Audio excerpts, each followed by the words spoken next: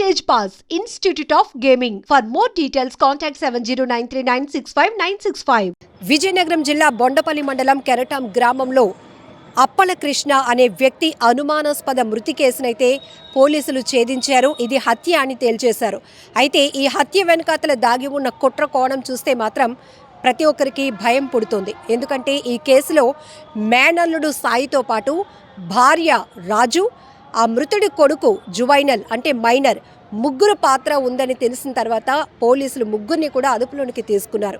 అసలు ఈ కేసు ఎలా వెలుగు చూసింది అంటే అప్పల కృష్ణ మృతి చెందడంపై గ్రామస్తులు అనేక అనుమానాలు వ్యక్తం చేశారు. ఇది ఖచ్చితంగా హత్యే. ఎందుకంటే ఈ మృతుడు ఎవరైతే అప్పల కృష్ణ మేనల్లుడు సాయికి, మృతుడి భార్య రాజుకి అక్రమ సంబంధం గత కొన్నాళ్ళుగా కొనసాగుతోంది. ఈ కోణంలోనే వీళ్ళే హత్య చేసి ఉంటారు. ప్రధానంగా నిందితుడు సాయి అయి ఉంటాడు అనే కోణంలో గ్రామస్తులకి అనుమానం రావడంతో 100కి కాల్ చేసి పోలీసులు ఈ కోణంలో ఈ ఇన్వెస్టిగేషన్ కొనసాగించాలని మొత్తం గ్రామం అంతా కూడా ముక్త కంఠంతో కోరటంతో పాటు ముందుకొచ్చింది. అంటే మొత్తం దర్యాప్తుకి గ్రామస్తులు అందరూ కూడా సహకరించారు.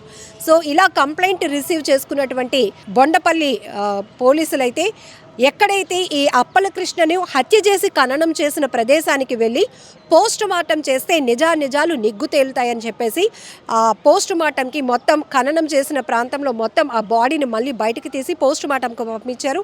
పిఎం రిపోర్ట్లో మాత్రం ఖచ్చితంగా ఇది హత్య అని తేలింది. ఎందుకంటే మృతుడి తలపై బలమైన గాయమైందని పోస్ట్ మార్టం రిపోర్ట్లో రావడంతో ఒక్కసారిగా మొత్తం కథ అంతా బయటకు వచ్చిందనమాట.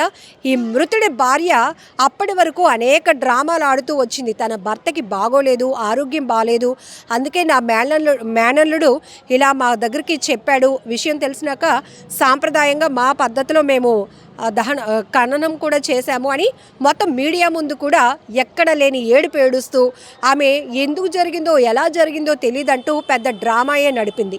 అయితే పోలీసులు ఊరుకుంటారా? గ్రామస్తులు ఇంత బలంగా చెప్తున్నారు. గ్రామస్తులు ఆల్రెడీ ఒక హింట్ ఇచ్చారు.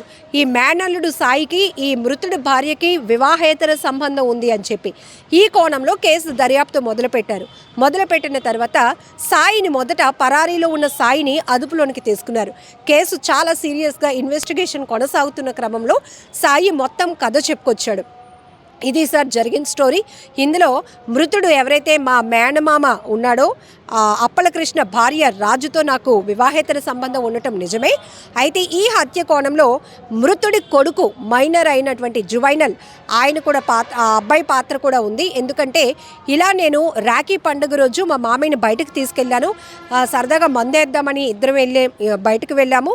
ఇలాంటి మాటలు చెప్పడం వల్ల మేనల్లుడు పిలుస్తున్నాడు కదా అని పాపం తను కూడా నమ్మెళ్ళాడు.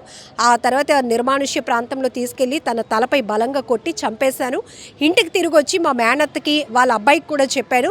అయితే సరే ఇదంతా ఎందుకు జరిగిందంటే ఈ మృతుడు అప్పల కృష్ణ మొదటి భార్యకు సంబంధించినటువంటి కొంత ఆస్తి కూడా ఉంది.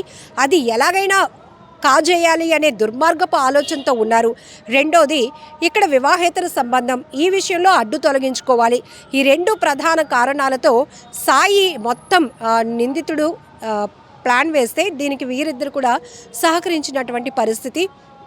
సో మొత్తం స్టోరీ చెప్పినాక ఈ మొత్తం మృతుడి భార్యని, కొడుకుని, అలాగే సాయిని కూడా అదుపులోనికి తీసుకున్నారు పోలీసులు. కేసు డీటెయిల్స్ అన్నీ కూడా చెప్పడం జరిగింది. ఇంటికి తిరిగి వచ్చిన తర్వాత ఈ సాయి ఏదైతే మీ నాన్నను చంపేశాను అని చెప్తే ఓకే మామ అయితే పూజ చేద్దామని ఈ అబ్బాయి అన్నాడట. ఎంత దారుణంగా తయారయ్యారు.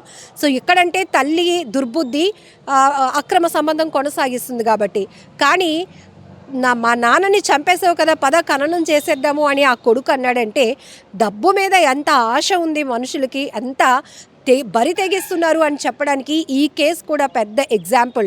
సో ఇప్పటికే ఆర్థిక పరమైనటువంటి లావాదేవీలు, వివాహేతర సంబంధాలు ప్రధాన కారణంగా ఎన్ని హత్యలు జరుగుతున్నాయో సినిమాటిక్లో స్కెచ్లు వేస్తున్నారు, సుపారీలు ఇచ్చి మరీ హత్యలు చేయడానికి తెగబడుతున్నారు.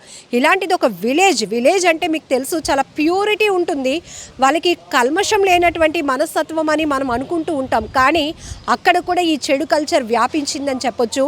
వివాహేతర సంబంధం పెట్టుకున్నటువంటి ఉన్నటువంటి ఒక మహిళ మేనల్లుడికి సహకరించి తన భర్తను అడ్డు తొలగించుకోవాలి అనుకుందంటే వీళ్ళని ఏమనాలో కూడా అర్థం కావటం లేదు.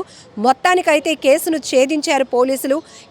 ఈ క్రెడిట్ అంతా కూడా గ్రామస్తులకు ఇవ్వాలి అని నేను అంటాను. ఎందుకంటే సరే ఎవరో గ్రామంలో చనిపోయారు, మనకెందుకులే, ఫ్యామిలీకే లేని బాధ మనకెందుకు అనుకోకుండా ఒక వ్యక్తి, ఒక అమాయకుడు చనిపోయాడు. వాడికి ఆ మృతికి కారణం ఈ దుర్మార్గులే, ఈ వివాహేతర సంబంధమే. కాబట్టి ఖచ్చితంగా ఈ నేరస్తుల్ని పోలీసులకి పట్టించాలనే ఒక ఉద్దేశంతో గ్రామమంతా ఏకమై ఆ మృతుడికి సపోర్ట్ చేసినటువంటి పరిస్థితి. ఇక్కడ మానవతా కోణాన్ని కూడా మనం ప్రస్తావించుకోవాలి.